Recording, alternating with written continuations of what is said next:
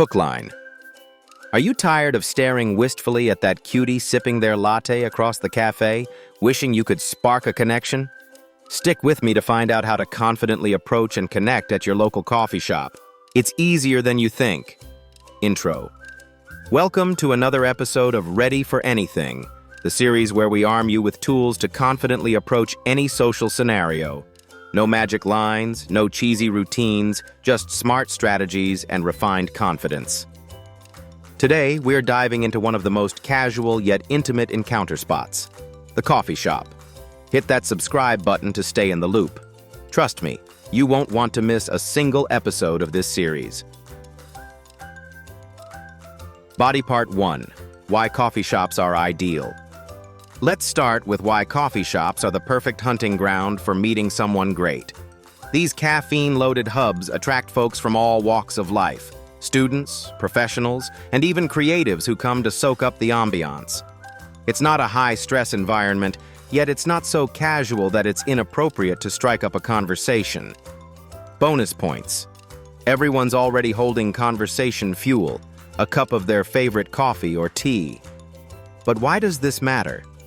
Psychology shows that we're more open to social interaction and subtle engagement in low-pressure settings. So grabbing a coffee isn't just about caffeine. It's a social lubricant that gets conversations brewing. Pun intended. Body Part 2. The numbers game. Here's an essential truth. Not every coffee shop conversation you start will lead to exchanging numbers, or even a great interaction. Here's the psychology behind it. Back in the 1970s, social psychologist Stanley Milgram coined the term familiar strangers. These are the people we see in public spaces and feel slightly connected to but don't actually interact with. Coffee shops thrive on this dynamic. Your job is to tactfully transition familiar stranger into a genuine interaction. But here's a tip. Remember, it's a numbers game.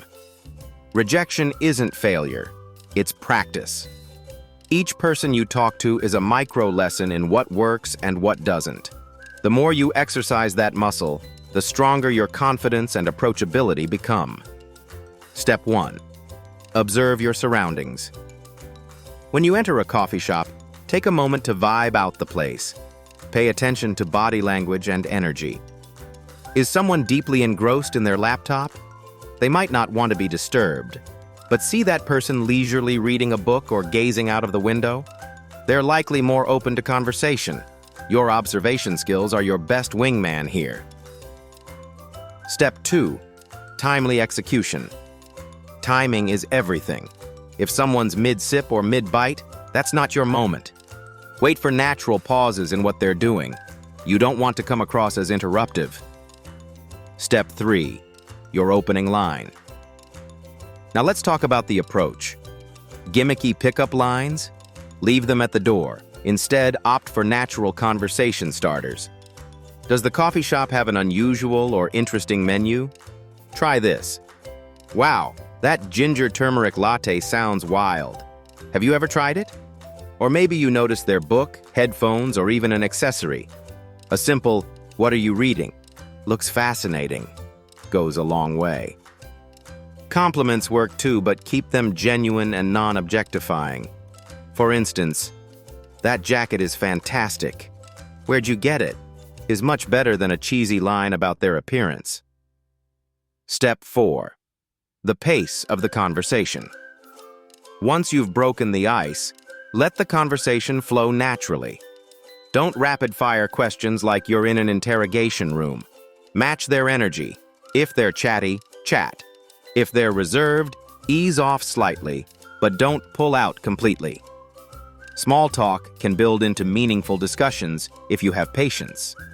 Body Part 3. Confidence tips. Building the courage to start a conversation in a public space like this can seem daunting. But here's the secret. People are far too absorbed in their own world to judge you harshly. Even if your opening doesn't land perfectly, it's a fleeting moment for them, but a huge opportunity for you. Start small. Maybe practice by complimenting the barista's latte art or having a quick exchange with the cashier. Confidence is built like a staircase, one small step at a time. And here's another game changer.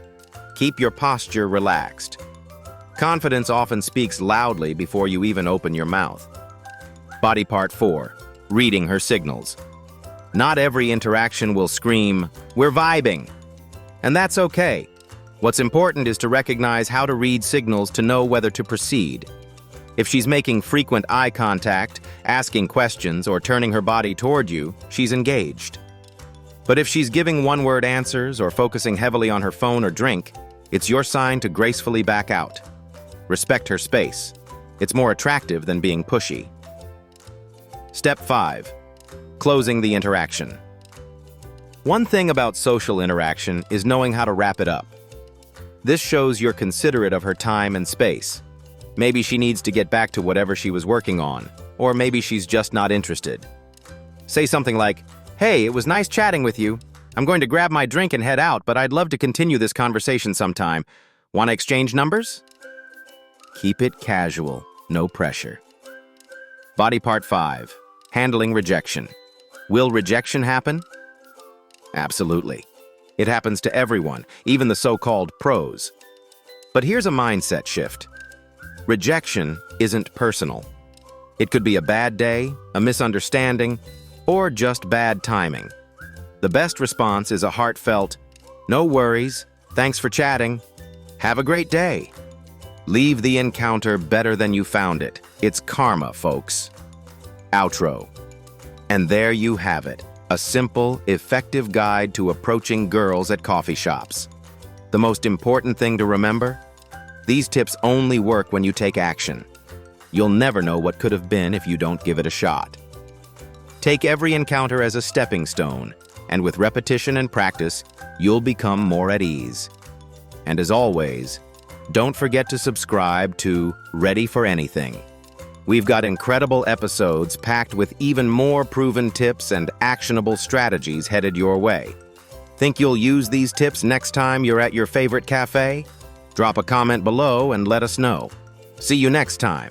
It's time for you to go out there and caffeinate your confidence. Ensure the expanded voiceover is even more entertaining, but that it maintains the same style, tone, and key points as the original.